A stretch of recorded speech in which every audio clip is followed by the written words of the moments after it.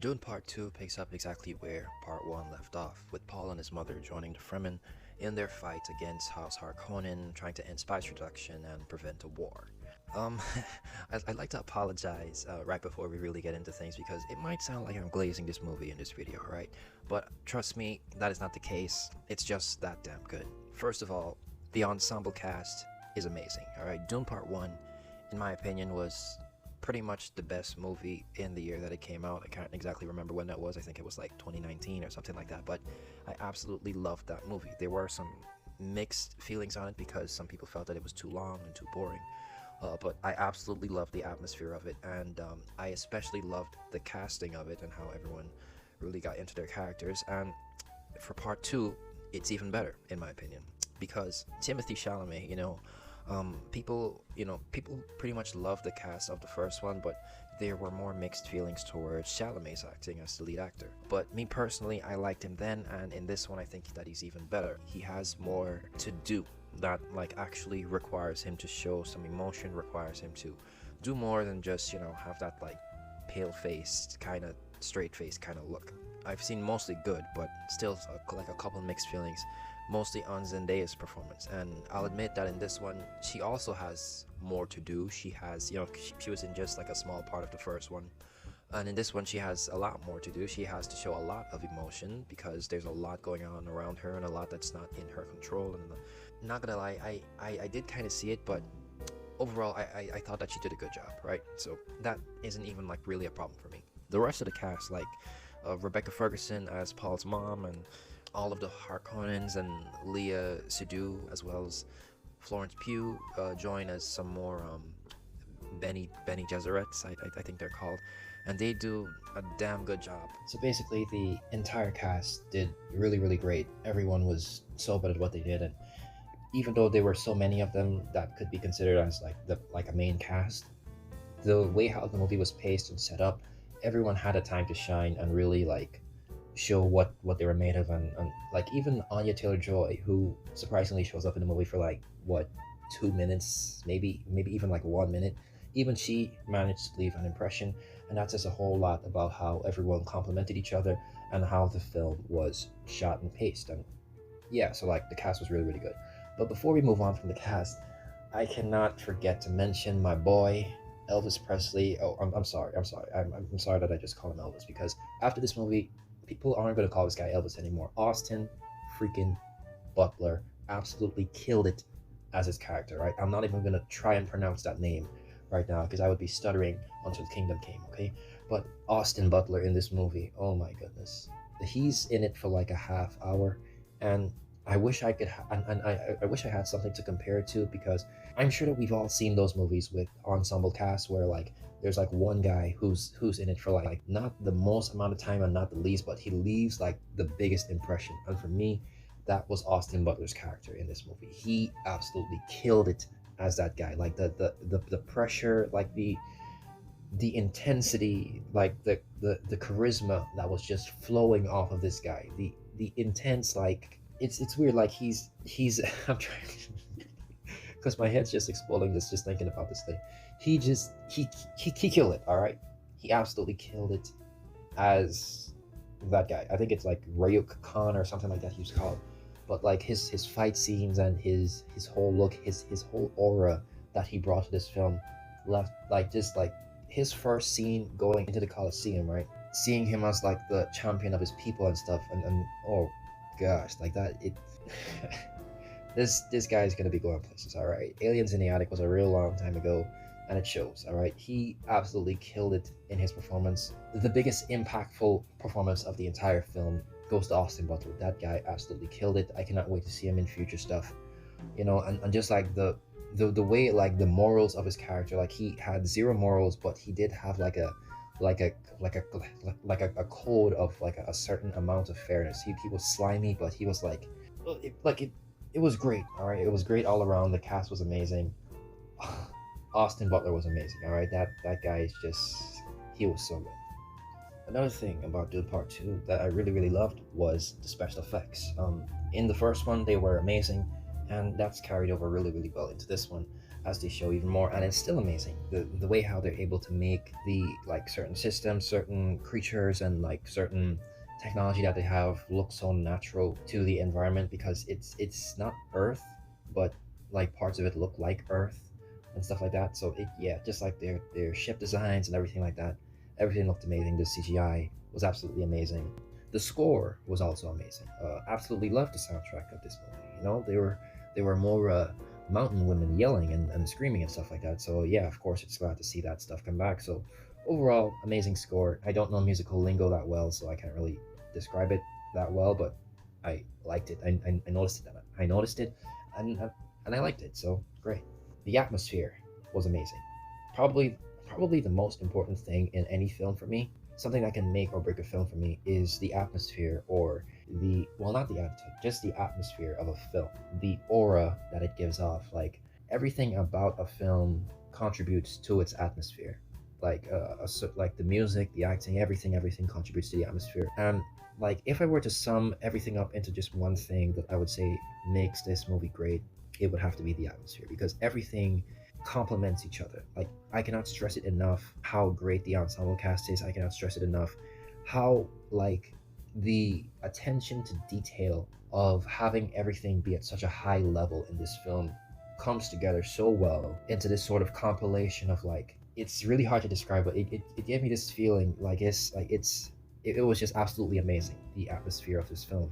Like just the aura of the different planets and the different types of people. Atmosphere was absolutely amazing. Absolutely loved it. Something that wasn't 100% for me was the pacing of this film. For the most part, like 90% of it, I loved the pacing. It is a damn near 3 hour film, so pacing would have to be tight in order for it to really work. It wouldn't matter how great the special effects or the acting was. If the pacing was not right on this film, it would have absolutely tanked. Thankfully, that does not happen, because the pacing on this thing is absolutely great.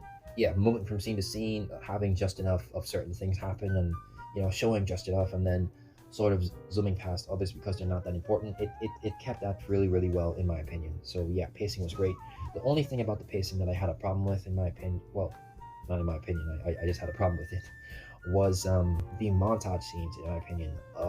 Especially the montage scenes when Paul and the Fremen, it shows them defeating the Harkonnen. Like whenever they tried to come and mine spice, they would intercept them and defeat them to stop them from mining their spice. Those scenes kind of felt kind of rushed to me. I get it that they had to show them like some way, show them continuously defeating Harkonnen so that it could show that Batista's character was failing, right? I completely understand that, and that a montage would be a great way to do that. And I honestly don't know any other way that they could have done that. But the way that they chose here, the way how they chose to show it, did not really mesh well with the rest of the film, because everything else is so well paced. This section that goes really fast, in my opinion, just kind of fell short, in my opinion. I still liked it, I did not hate it, but it's just like a slight falter in quality, because everything else is so up to par. Everything else is so damn near pretty much perfect, that this one thing being just a little less than that, I didn't notice that. So yet another thing that was great about Dune Part 2 were the action scenes. The action scenes in the first one, since it's a PG-13 film, they couldn't show much, if any blood really. So they had to cut some corners for that. And while some people thought it was mixed, I loved the action scenes because they were so different and used different mechanics compared to other films. And in this one, I think that they greatly improved on them. Action scenes all around, especially, oh my goodness, Paul and Austin Butler's character in this film near the end. Spoilers, but it is a damn good fight scene. Probably like the best fight scene that I've seen all year. Really good. Especially compared to other sci-fi films where action, well, not action, but fight scenes, fight choreography isn't the biggest thing that they focus on. They mostly focus on like general space battles and stuff like that.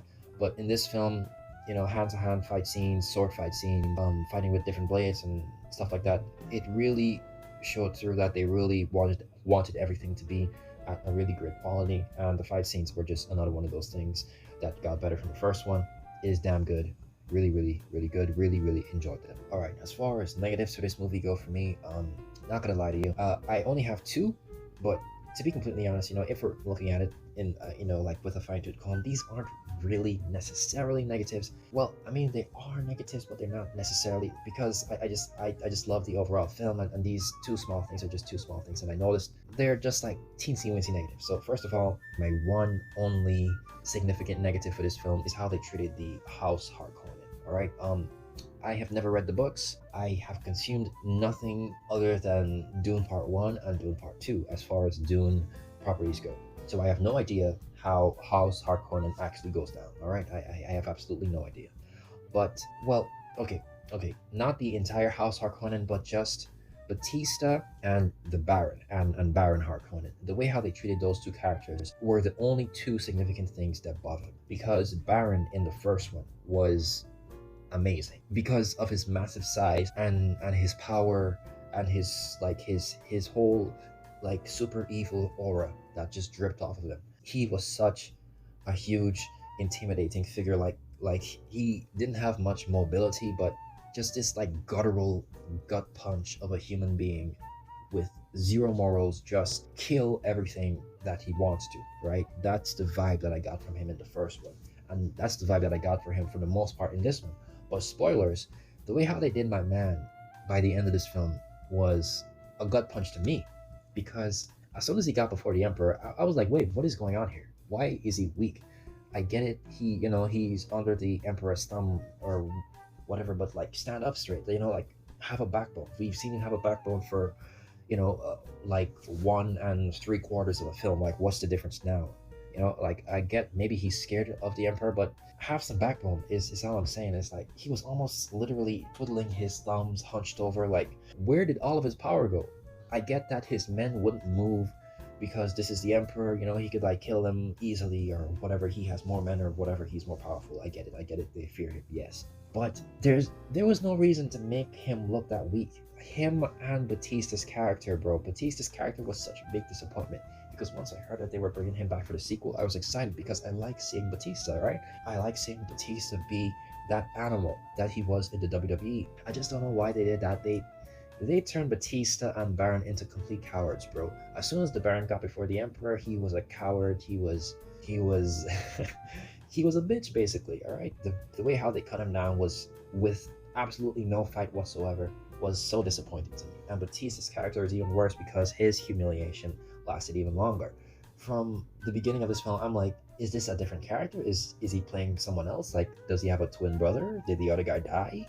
Because he's given a leadership position, and I'm expecting, oh, this guy's gonna be totally brutal and he's gonna be such a big threat. He's an even bigger bitch than Baron because he's that for a very long time. Each and every single time he runs away. Each and every single time he's a complete coward, and I did not like that at all.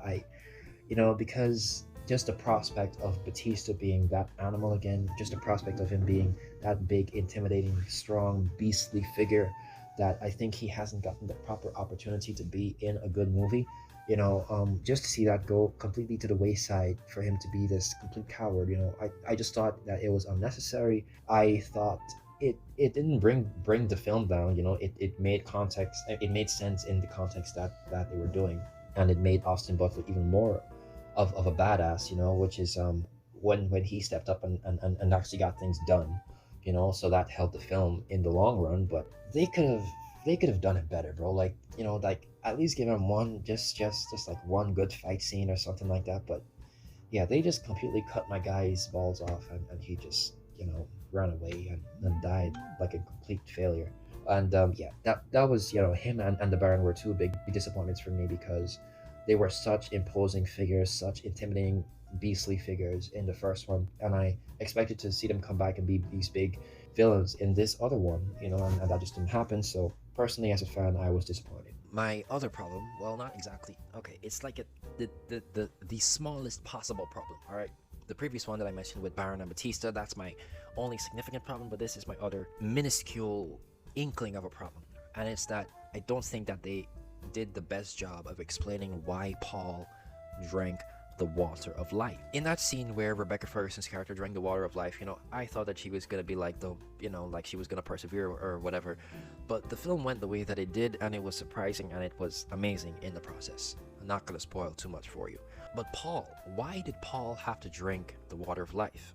I'm not mad that he drank it because the film went the way it did and it was surprising and it was amazing and I loved it.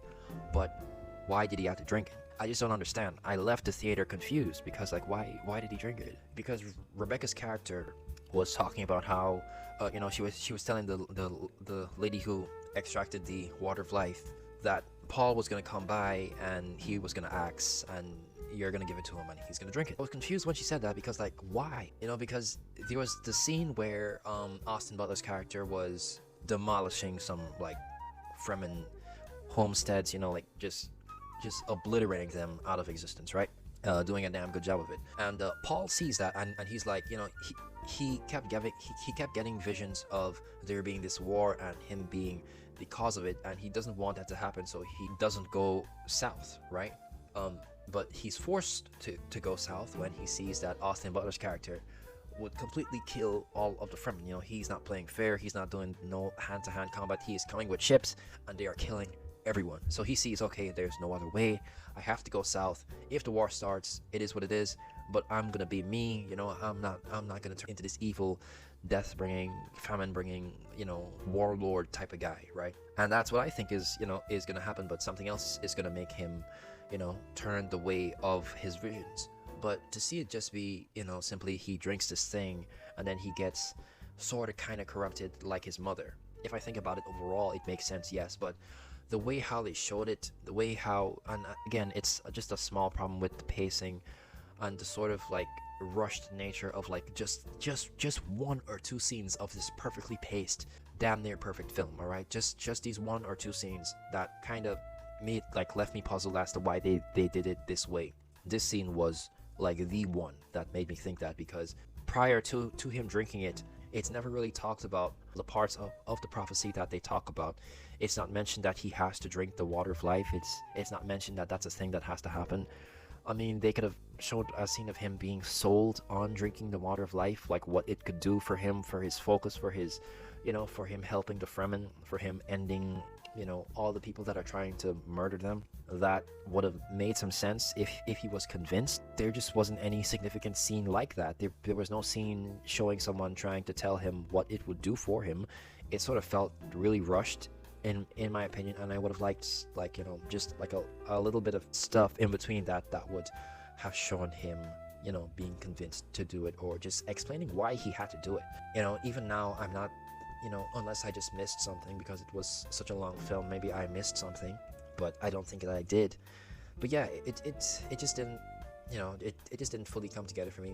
Maybe that's just a me problem, maybe I just missed something. So I just like to hear what you guys have to say in the comments below about that specifically. Like, was it mentioned that he had to drink it? Was he convinced at some point that I forgot that he had to drink it? I don't know about that. I certainly didn't see it. So yeah, that's pretty much all I have to say about Dune Part 2. So in conclusion, Dune Part 2, just in case you can't tell from all that I just did, is an amazing film, in my opinion. It is one of the best sci-fi films, if not the best sci-fi film that I've seen in my entire life. People are already putting it up with the greats, like with the best Star Wars films, the best Star Trek films. They're already putting it up there with the greats as one of the best sci-fi films of all time, and after watching it for myself, I cannot do anything else but agree. Alright, I wish if it released on my birthday. There was something else that I wanted to see on my birthday, but I skipped that week so that I could go the next week to catch this opening weekend, and when I did, it was absolutely worth it. It was the best birthday present that I could have wished for. It was an amazing film, alright? It has an amazing cast, an amazing score, amazing atmosphere, amazing pacing, great pacing, amazing special effects, great fight scenes, like great action scenes, like everything in this film is top tier. Everything is done at such a high level. It is impressive. It is breathtaking to look at. Austin Butler is a badass. Alright, he absolutely kills it, absolutely steals the show whenever he's on screen. Such a psychotic, chaotic, but like controlled figure. What they did to Rebecca Ferguson's character completely caught me off guard. I was not expecting it at all. When they said that she had to drink the water of life and that she would die, I was like, whoa, what do you mean by that? And to see, like, it was so damn good, bro. Like Florence Pugh, Christopher Walken, Timothy Chalamet, Javier Bardem, Zendaya, everyone did such a great job with their roles. Everyone was amazing. Everyone brought it together so well. Everything about this film is amazing. All right, it has one or two small, minuscule, inconsequential, like shortcomings that honestly aren't even worth mentioning, except for the Batista and Baron Harkonnen. I wish if they had handled them better, that would have made it pretty much perfect for me. But even in the way that it is right now, with everything being so amazing about it, I absolutely love this film. I think it's my favorite sci-fi film of all time. It just might be. It is amazing. It is breathtaking. It is one of the best films I've ever seen in my entire life, I think. Pretty much. So if you haven't seen it yet, it's a big hit at the box office. You should definitely support it. My boy Austin Butler killed it. I'm sorry. I cannot stop talking about. I cannot wait for it to come out on Max so I can see that guy again, bro. Oh my gosh, he killed it. He killed it. Leah Seydoux. I am sure that I am butchering that name, but she killed it. Anya killed it. Zendaya killed it. Everyone killed it in this film. I absolutely love it. It is an amazing film. You should go see it if you have not seen it yet. Even if you have seen it, go see it again. All right. It is an amazing film. I love it so much. That is it. I'm done glazing. All right. I am done glazing. All right. I promise I'm done glazing. All right. Thank you for watching. Don't forget to like, share, comment, subscribe. Watch Dune 2. For goodness sake, watch Dune Part 2. It is an amazing film. This has been Fraser Talks. I'll see you all next time. All right, my friends, I'm ready to listen to some propositions. I found the jewels. Now, what's in it for me? Well, why don't you... Now, don't all start talking at once.